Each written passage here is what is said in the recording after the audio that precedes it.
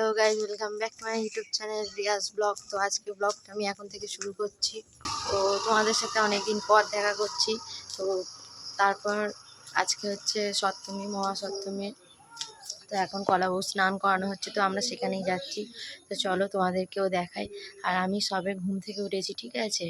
তাড়াতাড়ি ঘুম থেকে উঠবো বলে ঘুম পড়ে গেছি। তো ব্রাশ হাতে করে নিয়ে এসেছি আর তোমাদেরকেও দেখাবো বলে এসেছি। তো চলো। আর এখানে একটা ঠাকুর উঠেছে, অংশু ভাই ওদের বাড়িতে উঠেছে, তো পরে দেখাবো। এখন যাই আমাদের ঠাকুরথানে, যে ঠাকুরটা উঠেছে আর প্লাস তার উপরে যেখানে কলাবউ স্নান করানো হচ্ছে সেখানে যাই, চলো।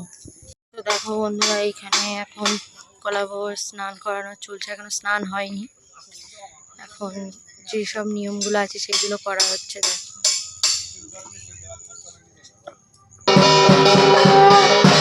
দেখো বন্ধুরা, এখানে কত লোকজনের ভিড় হয়েছে।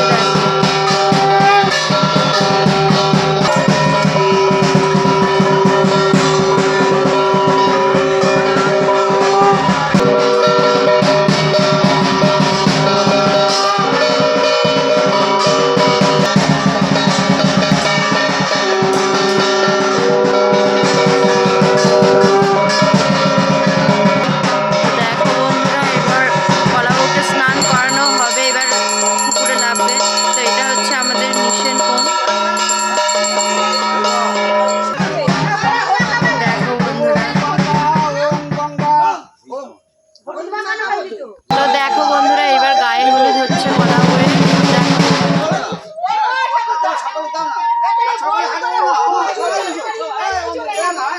দেখো এখানে এখন কলাবউয়ের গায়ে হলুদ হচ্ছে, যার কারণে সবাইকে হলুদ দেওয়ার জন্য বলছে।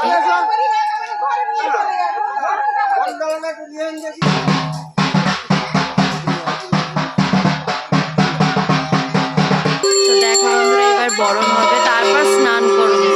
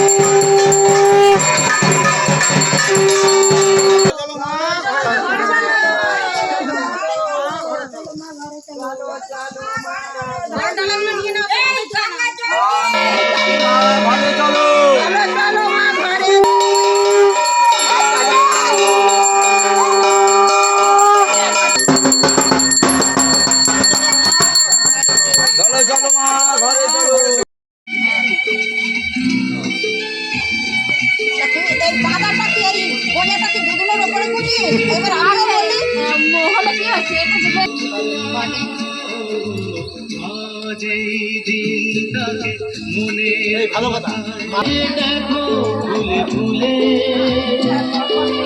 দুটি হাত তুলে আমাকে আরো কাছে দাও চিরদিনই।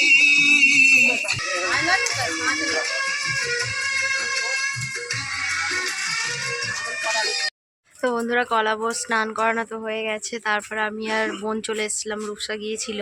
তো রূপসা সবে ঘুম থেকে উঠেছিল আর আমিও ঘুম থেকে উঠেছিলাম সবে। তো গিয়ে দেখলাম যে মানে কলাবো স্নান চলছে, খুব ভালো লাগছিলো। তো তোমাদের সাথে এটা শেয়ার করেছি। তো প্রত্যেক বছরই আমি এটা শেয়ার করে থাকি, তো এবারেও করেছি। তো ভালোই লাগছিলো। তো তার উপরে অংশু ভাইও পুজো করেছে। অংশু ভাইয়ের কলাবো স্নান করানোটা দেখানো হয়নি, যেহেতু কাজ আছে আর ও একটু লেট করে করেছে। আর যেটা আমাদের ঠাকুর থানে যে ঠাকুরটা উঠেছে সেটা হচ্ছে তোমার সকাল 7টার সময় স্নান করানো হয়ে গিয়েছিল। তো সেই জন্যে তোমাদেরকে দেখাতে পেরেছিলাম। আর সবথেকে অংশু ভাইয়ের কলাবউটা খুব সুন্দরভাবে সাজিয়েছে। ও বেনারসি শাড়ি পরিয়েছে, লাল বেনারসি। তো তোমাদেরকে দেখাবো, যখন ওদের বাড়ি যাব তখন অবশ্যই তোমাদেরকে দেখাবো। তো এখন একটু তোমাদের সাথে দেখাতে এসেছি রূপসা আর আমি। এখন যাব টাইম কলের জল নিয়ে আসতে, কারণ টাইম কলের জলও শেষ হয়ে গেছে। তো চলো এখন কাজগুলো করে নিই, তারপর দেখা যাক কোথায় ঘুরতে যাই। যদি কোথাও ঘুরতে যাই অবশ্যই তোমাদের সাথে শেয়ার করব। তো বন্ধুরা এখন বাজে বিকাল 4টে। তো এখন বেরিয়ে যাচ্ছি, একটু বারাইপুরের দিকে যাব ঠাকুর দেখতে। তো তাড়াতাড়ি বেরিয়ে যাচ্ছি, কারণ যা ভিড় হচ্ছে প্যান্ডেলে যে বলার মতো নয়। তো যার কারণে জাস্ট সাধারণ একটা সিম্পল সেজে চলে যাচ্ছি, কারণ আমার বেশি মেকআপ ভালো লাগে না, যার কারণে। তো চলো, তো আমি তো রেডি হয়ে গেছি, আর মামি মামা এখনও রেডি হয়নি। তো মামা রেডি হয়ে গেলে সবার হয়ে যাবে। তো তারপরে আমরা বেরিয়ে যাব। তো চলো দেখতে থাকো, বেশিক্ষণ ঘুরবো না। তো যেহেতু প্রত্যেকটা প্যান্ডেলেই ভিড় হচ্ছে, তো সেই জন্য একটু তাড়াতাড়ি বেরিয়ে যাচ্ছি, যাতে ভালোভাবে ঠাকুর দেখতে পারি। তো চলো এখন যাই। আর রূপসা মেঘা কেমন সেজেছে সেটাও তোমাদেরকে দেখাবো। তো দেখো বন্ধুরা, রূপসা ওই বসে রয়েছে সেজে গুজে। তো আজকে মেয়ের ড্রেস করেছে, তো ওকে ভালোই লাগছে। আর এইদিকে আছে মেঘা। তো মেঘা বলছে দেখাতে হবে না, তো পরে দেখা যাবে। দেখো জিন্সের প্যান্টস টপ। তো দেখো আবার নেল করেছে, মানে নখ লাগিয়েছে। আর এই হচ্ছে মামি, আর মামিও তো বন্ধুরা আমরা এখন বারাইপুরে চলে এসেছি, বারাইপুরের পদ্মপুকুরে এসেছি। তো এখানে আমি প্রথমবার দেখলাম 500 ভরি দিয়ে মায়ের গায়ে গয়না দেওয়া হয়েছে, সোনার গয়না।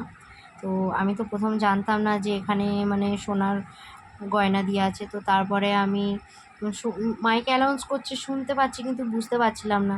তো তারপরে আমরা লাইনে ঢুকে গেলাম, লাইন দিয়ে যেতে হচ্ছিলো প্যান্ডেলে। তো প্যান্ডেলের ঠিক সামনেটা এরকম সাজানো ছিল। আমি প্যান্ডেলটা দেখে ভেবেছিলাম যে মিডিয়াম যে ঠাকুরগুলো হয় নর্মালি সেরকম ঠাকুর। তো আমি অতটা ভালোভাবে বুঝতে পারিনি। যখন প্যান্ডেলের ভিতরে ঢুকি তো খুব সুন্দর হাতের কাজ করা ছিল। তো মানে এতটাই সুন্দর ছিল যে ধারণার বাইরে। তারপরে যতটা ভিতরের দিকে যাচ্ছি, তারপরে যেতে যেতে দেখছিলাম যে সত্যি অতি উত্তম যাকে বলে প্যান্ডেলটা। তো তারপরে আমি চারিপাশটা তোমাদেরকে ঘুরিয়ে দেখাবার চেষ্টা করলাম, তারপরে মাকে দেখালাম। তো যখন তোমাদেরকে দেখাচ্ছিলাম তখন আমি এটা দেখিনি যে 500 ভরি দিয়ে মাকে সোনার গয়না পরানো আছে। তো আমাকে পাশ থেকে আমার মামি বলে দিল যে রিয়া তুই কি দেখেছিস এখানে মায়ের গায়ে 500 ভরি গয়না দিয়ে মানে সাজানো রয়েছে? তা আমি বলি কই 500 ভরির গয়না? তখন বলছে যে বড় বড় নেকলেসগুলো রয়েছে ওইগুলোই হচ্ছে মায়ের গায়ে সোনার গয়না দেওয়া আছে। আমি বলি ও আচ্ছা। তো তারপরে আমি আবার গেলাম ভালোভাবে দেখব বলে, তো তোমাদেরকেও দেখালাম। তারপর ওখান থেকে আবার বেরিয়ে আসলাম, যেহেতু দেরি হয়ে যাচ্ছিল যার কারণে। তো এখানেও একটা ঠাকুর ছিল, তো এটা একটা মানে বাড়ির ঠাকুর, যার কারণে আর গেলাম না, অনেকটা ভিড় ছিল ওখানে। তো বন্ধুরা আমরা এখন রয়েছি বারাইপুরে। তো বারাইপুরে এসেছি। তো একটা ঠাকুর দেখিয়েছি, আর একটা ঠাকুরের কাছে এসেছি। তো চলো দেখাই তোমাদেরকে।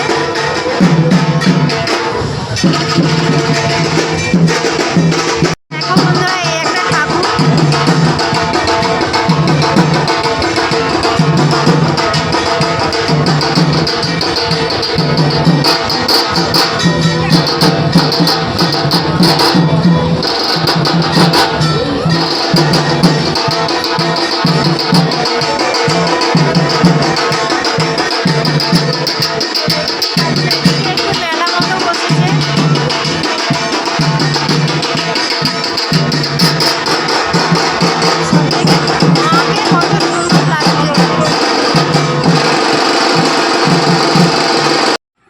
আবার চলে এলাম ঠিক স্টেশনের পাশে একটা প্যান্ডেল হয়েছিল বারুইপুরে। তো পাখি জীবন বাঁচাও এরকম কিছু একটা ছিল। তো সেখানে গেলাম। প্যান্ডেলটা প্রথমে ভাবছিলাম যে সত্যি কতটা ভালো হবে তা নয়, আমি এটাই ভাবছিলাম। তারপর যখন প্যান্ডেলের দিকে যখন আস্তে আস্তে এগিয়ে গেলাম, দেখলাম যে না, সত্যি খুব সুন্দর লাগছে। তারপরে ভিতরে যখন ঢুকেছি, শুধু দেখছি যে পাখির বিভিন্ন রকমের পাখি দিয়ে প্যান্ডেলটা করা আছে, ঠিক আছে। তো চলো এখন সবে ঢুকছি, প্রবেশ করছি প্যান্ডেলের ভিতরে। তো তারপর দেখলাম যে ভিতরে কি সুন্দর একটা গাছ করেছে, গাছের মধ্যে কত ধরনের পাখি রয়েছে। তো তোমরাও দেখতে পাচ্ছ। তো দেখো কত বড় কাঠঠোকরা পাখি রয়েছে, অনেক বিভিন্ন ধরনের পাখি রয়েছে। পাখি যত রকমের পাখি আছে সেই সব নিয়েই প্যান্ডেলটা করা হয়েছিল। তো সত্যি খুব সুন্দর লাগছিল। আবার বড় বড় পিঞ্জরা ছিল ওখানে, পাখি ধরে রাখার যে পিঞ্জরাগুলো হয়, সেই দেখো আমি তোমাদেরকে দেখাচ্ছি। তারপর তো তোমাদেরকে মাকেও দেখালাম। তো ওইখানেরও প্যান্ডেলেতে খুব সুন্দর ছিল পাখি। তো তারপরে ওখান থেকে চলে এলাম আমাদের এই সাইডে রামচন্দ্রপুর, কারণ অনেক ঠাকুর দেখেছি কিন্তু তোমাদেরকে ভিডিও করে দেখাতে পারিনি। তো তারপরে চলে এসেছিলাম আমাদের এখানে রামচন্দ্রপুর। তো এখানে লাইন দেখে আমার পুরো মাথা খারাপ হয়ে গেছিলো। তো আর কি করব। তো এইটা হচ্ছে মাজার, এখানের ভিডিও আমি তোমাদেরকে দেখিয়েছিলাম। তো এটা হচ্ছে যখন পৌষ পার্বণ হয় এই মাজারে পুজো দেওয়া হয়। তো তারপর মাজার থেকে ওখান থেকে আরেকটু হেঁটে গেলেই তোমার প্যান্ডেলটা হয়েছে। তো তারপরে লাইনে গিয়ে দাঁড়িয়ে পড়েছেন। শুভ মহালয়ার দিন পশ্চিমবঙ্গ সরকারের মাননীয় মুখ্যমন্ত্রী মমতা বন্দ্যোপাধ্যায় কর্তৃক আমাদের এই পুজোর শুভ সূচনা হয়েছে। আজ শুভ সন্ধ্যায় আপনাদের সকলকে জানাই এলাচি রামচন্দ্রপুর মিলন সংঘের তরফ থেকে শুভ শারদিয়া। সকল গ্রামবাসীর উদ্দেশ্যে জানাচ্ছি আগামীকাল দেখতে দেখতে আমরা পৌঁছে গেছি আয়োজনের ৭৯তম বর্ষে। দেখতে দেখতে আমরা পৌঁছে গেছি আয়োজনের ৭৯তম বর্ষে। আপনারা ধীরে ধীরে মণ্ডপে প্রবেশ করুন। আমাদের স্বেচ্ছাসেবকরা চেষ্টা করছে যত তাড়াতাড়ি আপনাদের মণ্ডপ পরিদর্শন করানো যায়। আপনারা একটু সহযোগিতা করুন। এলাচি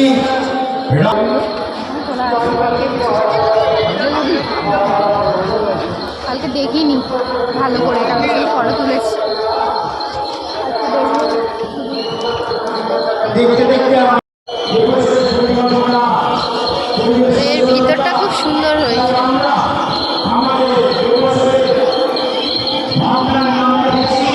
একটু তাড়াতাড়ি পাশে চালান,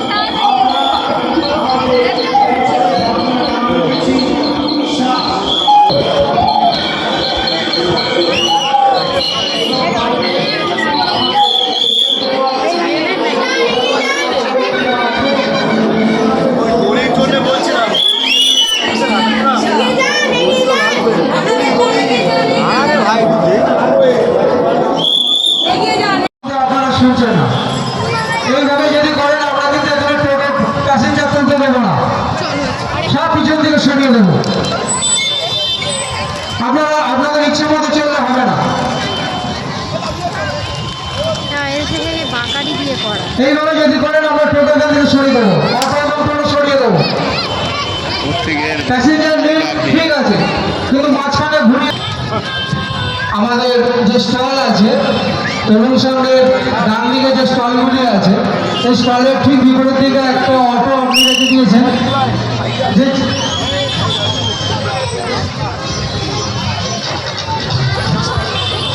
কথা লেখা আছে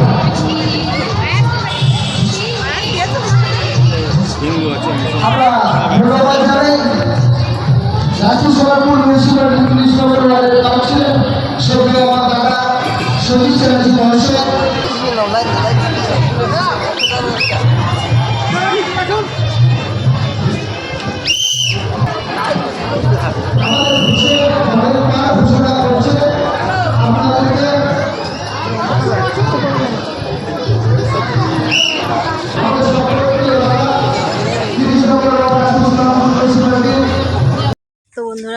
আজকে আর বেশি দূর ঘুরতে যেতে পারিনি, কারণ সত্যি বলবো মানে হেঁটে হেঁটে আর ভালো লাগছে না, যেহেতু বারুইপুর গেছি, বারুইপুর থেকে তোমার রামচন্দ্রপুর এসেছি, আমাদের মানে আমাদের এই এরিয়ায় চলে এসেছিলাম।